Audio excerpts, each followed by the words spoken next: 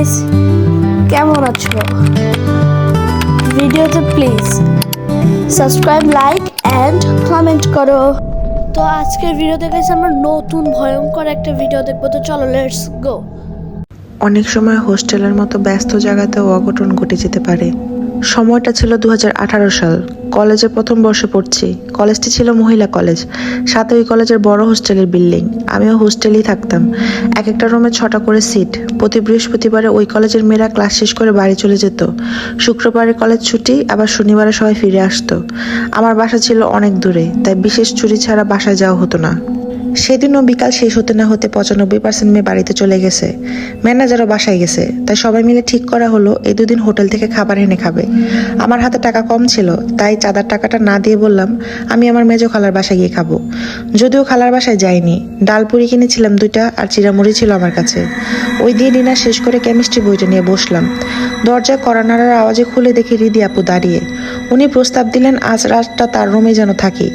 এত বড় ফ্লোরে আমি ছাড়া আর কেউ নেই। আমিও সাথে সাথে রাজি হয়ে গেলাম। আপু ছিল বিবাহিত এবং হিন্দু। তার পান খাওয়ার অভ্যাস ছিল। তার কাছে গেলে পান মশলার গন্ধ পাওয়া যেত।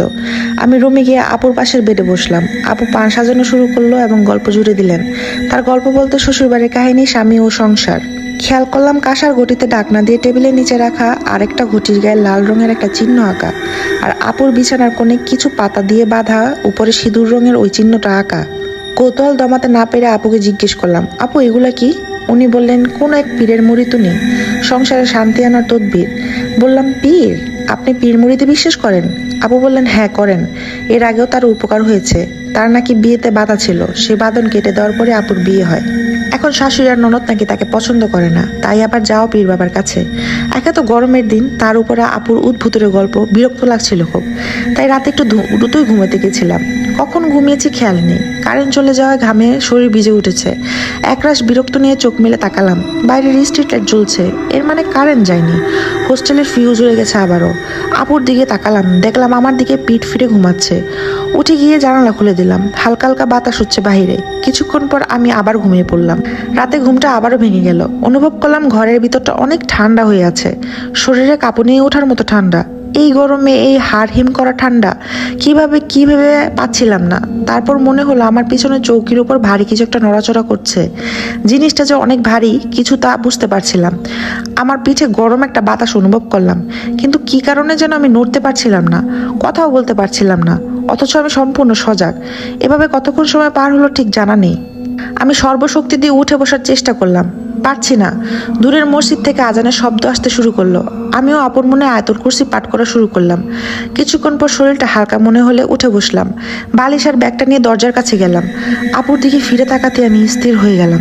আবছা আবছা আলো স্পষ্ট দেখলাম আপুকে জড়িয়ে ধরে কালো 3 থেকে 4 ফুট লম্বা লোমশ কিছু একটা শুয়ে আছে। দরজা খুলে দৌড় দিয়ে আমি সিঁড়ি বেয়ে নিচে নামতে লাগলাম। তামান্না আপু দর্শন বিভাগের সিনিয়র আপুদের ঘরে পৌঁছাতে আমাদের হোস্টেলের পাশের মসজিদেও আজান দিয়ে দিল। আপুদের ঘরে গিয়ে ভয়ে কাঁপতেছিলাম আমি। আমাকে এই অবস্থা দেখে ওনারা জিজ্ঞেস করলেন কি হয়েছে। আমি সব ঘটনা খুলে বললাম। আপুরা টর্চ লাঠি নিয়ে বললেন, চলো দেখি কি ঘটনা। আমরা আবার 2nd ফ্লোরে গিয়ে দাঁড়ালাম 305 নাম্বার রুমের সামনে। দেখি রুমে মোমবাতি জ্বলছে, আর রিদি আপু রুমে নেই। ওয়াশরুম থেকে পানি পড়ার শব্দে আমরা ওয়াশরুমে দিয়ে গেলাম। ততক্ষণে আলো ফুটতে শুরু করেছে আকাশে। পিছন থেকে ছেলে কণ্ঠে সজল ভাই ডাক দিলে আমরা চমকে উঠলাম। সজল ভাইয়ের সাথে হোস্টেলের খালা, তাদের হাতে স্ক্রুড্রাইভার। বুঝলাম ওনারা সার্কিট বোর্ড চেক করতে এসেছেন। তামান্না আপু বললেন, রিদি তো রাতে খেতে আসেনি। মৌ আপু বললেন, রিদির নাম লিস্টেই নাই। আজকে হাজিরাতে আমরা 8 জন মাত্র উপস্থিত ছিলাম। সজল ভাই তার খোলস দাঁত দিয়ে ছাড়াতে বললেন, আজানের আগে আমি নাকি ঘরে মোমবাতি জ্বালিয়েছি, তারপর বালিশ আর কলেজ ব্যাগ নিয়ে নিচতলায় গেছি। সজল ভাই আর খালা নাকি আমাকে অনেকবার ডাক দিয়েছে, আমি নাকি কথা বলি নাই। সজল ভাই খালার ছোট ছেলে, মা ছেলে দুজনেই হোস্টেলের দায়িত্বে ছিলেন। ওনাদের কথাবার্তা আমার মাথার 4 ইঞ্চি উপর দিয়ে যাচ্ছিল। বলে কি এরা? আমি রুম 304-এ, আর আমি গিয়ে ঘুমিয়েছি 305-এ। কত গল্প করলাম রিদি আপুর সাথে। তারপর আমি ঘরে ঢুকে দেখি রিদি আপুর ডেস্ক আর বিছানা খালি। সেই ঘটিবাটি কিছুই নাই। স্তব্ধ হয়ে দাঁড়িয়ে রইলাম সেখানে। আর ভাবতে লাগলাম, কি হলো এটা আমার সাথে? যেন অন্য কোনো জগতে ছিলাম এই কয়েক ঘন্টা। এজন্যই বলি, ফাঁকা হোস্টেল অনেক কিছু আমাদের জীবনে ঘটিয়ে দিতে পারে।